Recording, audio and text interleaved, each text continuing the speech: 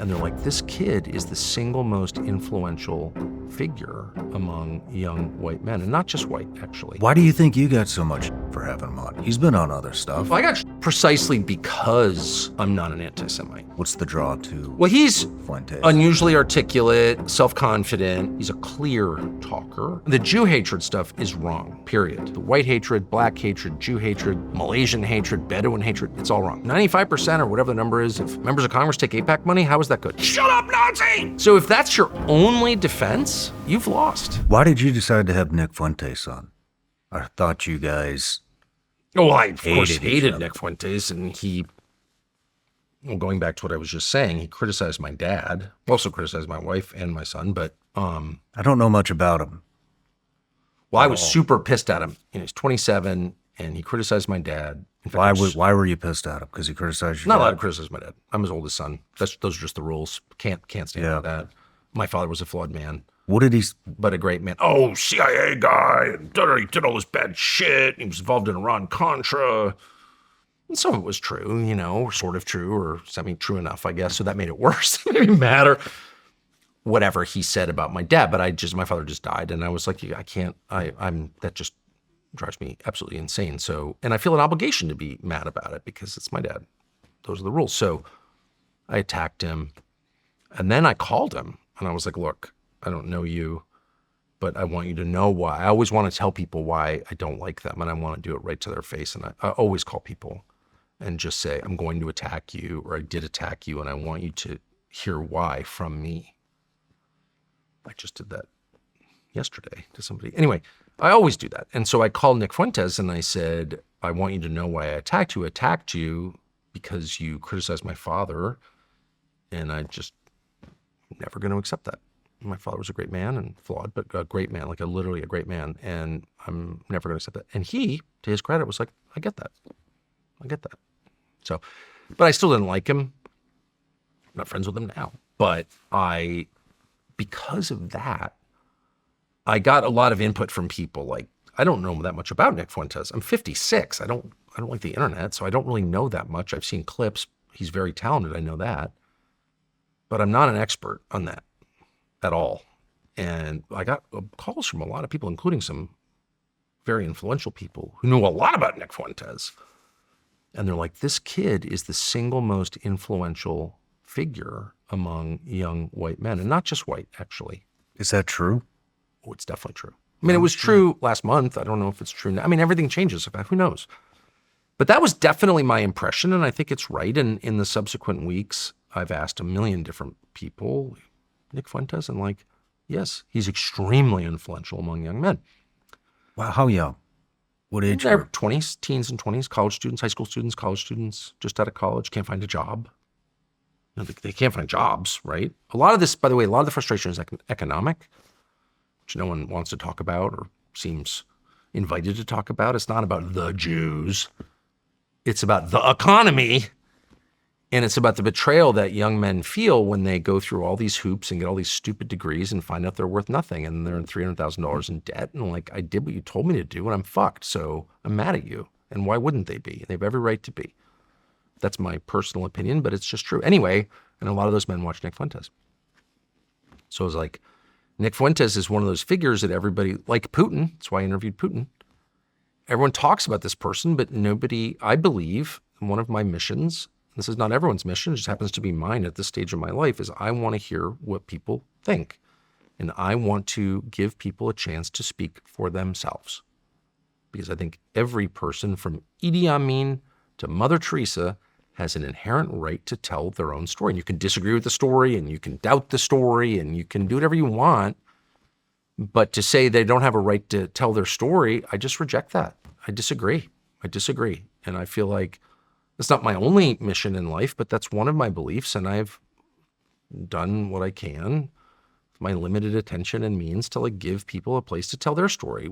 Why should people on the internet have a right to define anybody with 2-minute clips and that person doesn't have a right to tell his own story?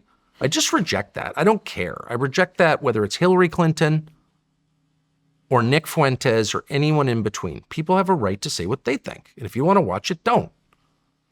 So I just believe that, and I'll never stop believing that. And if they don't have that right, what you're really saying is other people have a right to speak for someone else. And they don't. They don't, because we're all created by God and we all have the right to say what we think. So I believe that. So I was like, yeah, if I have Nick Fuentes on, obviously probably some people will criticize me just as they did with Putin. You love Nick Fuentes. You agree with everything he says. No, I've interviewed war criminals in Liberia. I've interviewed cannibals. I kind of liked them, just being honest. I kind of like everybody I interview. You guys break bread together? Me and the cannibals? No. And by the way, this was in Africa, and I did not lecture them about cannibalism, which I'm totally opposed to. But anyway, so I did, and it was really interesting. And I try not to lecture people just in general, because I don't like being lectured at all. And I don't think most people do. And I think the purpose of lecturing people usually is self-aggrandizing. The point of lecturing, Shawn Ryan, you're a bad person. Unlike me, I'm a great person. I don't have the need to convince people I'm a great person at all. I just don't feel that need. They can decide for themselves. And I feel like that's a really dishonest way to interview people. You're using them as a man uses a prostitute for his own pleasure. So I'm using you to make a statement about myself. I'm not doing that. I don't need to do it. I don't want to do it, and I'm not doing it. So I'm not going to lecture Putin about his war crimes. You can read about Putin all you want. I want to hear what Putin says. And I took that exact same approach with Nick Fuentes.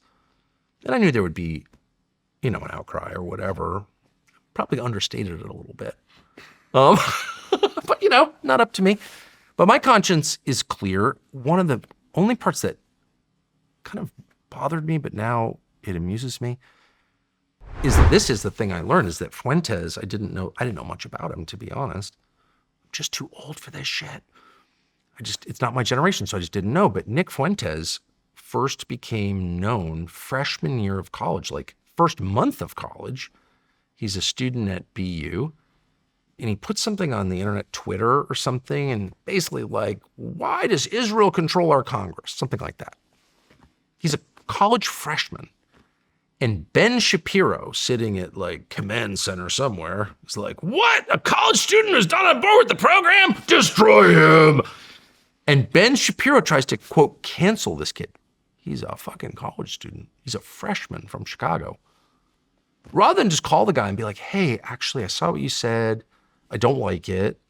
But there are reasons that we're allied with Israel, and like it really helps us. Or whatever, make your case whatever your case is. His first instinct was, this man must be destroyed. He can never have a job in Con Inc. No one can hire him. And how'd that work for you, Ben Shapiro? Well, of course, it didn't work at all. Nick Fuentes is way bigger than Ben Shapiro has ever been, and way more influential than Ben Shapiro has ever been. You can't cancel an idea. It just does not work. Let's kill Jesus. Okay, how'd that work? World's biggest religion. It just doesn't work. And any wise person knows that. So the only way, liberals used to say this, they don't believe it apparently anymore, but the only way to stop bad ideas is by countering them with good ideas. You want to defeat lies, tell the truth. It's literally that simple. And as if I needed to be reminded of that, the last month, I don't think a single person has ever made the case that I'm wrong, that Nick Fuentes is wrong. The Jew hatred stuff is wrong, period. And I said that. The white hatred, black hatred, Jew hatred, Malaysian hatred, Bedouin hatred, it's all wrong. I believe that as much as I believe anything. Okay. But the rest of it, his analysis, which is actually smart and in a lot of cases true, no one's even attempted to rebut it. 95% or whatever the number is, if members of Congress take AIPAC money, how is that good? Shut up, Nazi! Mm-hmm. So if that's your only defense, you've lost. You've lost. You didn't even enter the game. We're playing different games. I'm trying to tell the truth, convince people that what I think is true is actually true. And you're trying to make me be quiet because you don't like it?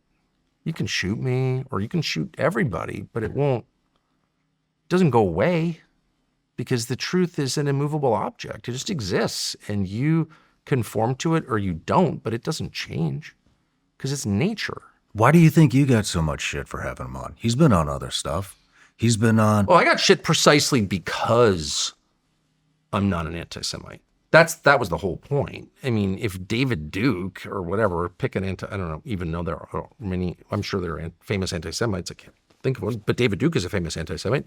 If David Duke interviewed Nick Fuentes, they'd be like, oh, they wouldn't say anything, whatever, who cares? They're talking to each other. But if someone who is openly opposed and sincerely opposed to hating people on the basis of their bloodline, which I definitely am, interviews Nick Fuentes and is like, hey, Nick Fuentes, stop with the Jew hatred, but let's talk about your views on the betrayal of Republican voters by conservative institutions and the undue influence a foreign country has over our government.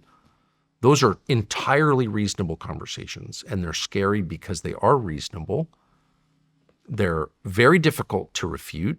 You have to, what's the counter argument? The country should be controlled by a country of 9 million people? Like, what are you even saying? No one agrees with that.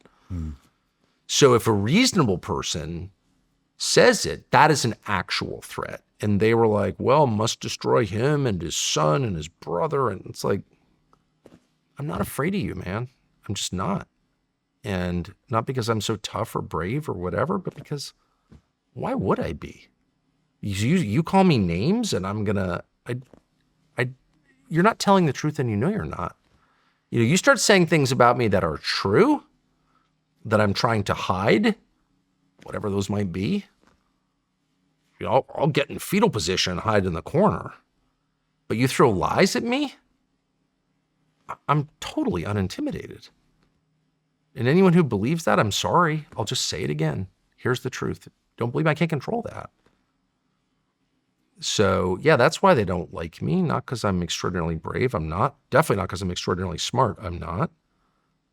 But because they don't have an actual argument. So all they can do is destroy. And I think they've reached kind of the limit. Like, what's the next stage? That does concern me. Not that much, really. But we're moving into a new time for sure. Now, after the last month, and there are a number of fairly influential people on the right who've just basically said out loud, I'm for censorship and identity politics. We just had an election a year ago this month in which Republicans won because they were opposed to, let's say it, censorship and identity politics. And then their voters find out that a lot of the leaders of the party are totally for censorship and identity politics. How does this continue? Well, I'm out. I mean, I know that. But so are a lot of other people. Like, would never vote. I don't care what you call yourself. If you're for censorship and identity politics, two things that I truly, on principle as a Christian, oppose, I'm not voting for you. Period. Ever. So that's like a big, big change. Like the veil is dropped. We can see, like, you're walking back from the shower and your towel slipped and I saw what you look like naked. I can't unsee that. Right? Has that ever happened to you? Mm-hmm. You see what someone looks like naked and you're like, I want this out of my head. I don't want to know. I saw your appendix scar. It's like, oh man. Right? So I don't know. I never know anything that's coming. You can't. It's always something different from what you thought. But as of right now, I think it's like November, probably. It's before Thanksgiving right now. I know for certain that we're in for big, big, big, big changes because just like fighting with your wife and you say something awful but true, things are never the same. What is it about him that what is Gen Z or what is the younger generation? I mean, what's the draw? What's the draw to? Well, he's Fuentes? Unusually articulate, self-confident, clear. He's a clear talker. I don't agree. I mean, he's 27, so, not to be arrogant or be like, young man, you don't know, but, hanging around a long time gives you, I think, a fuller perspective, and he hasn't. So, like, there are things I disagree with, conclusions he draws that I think are not true. But in general, the guy is highly articulate, totally fearless, doesn't care at all. That's always a draw. Like, the man who just doesn't care, he's just going to say it. Mm-hmm. Always has a big audience because people are attracted to strength, period. No matter where you're watching Shawn Ryan Show from, if you get anything out of this, please like, comment, subscribe, and most importantly, share this everywhere you possibly can. And if you're feeling extra generous, please leave us a review on Apple and Spotify podcasts.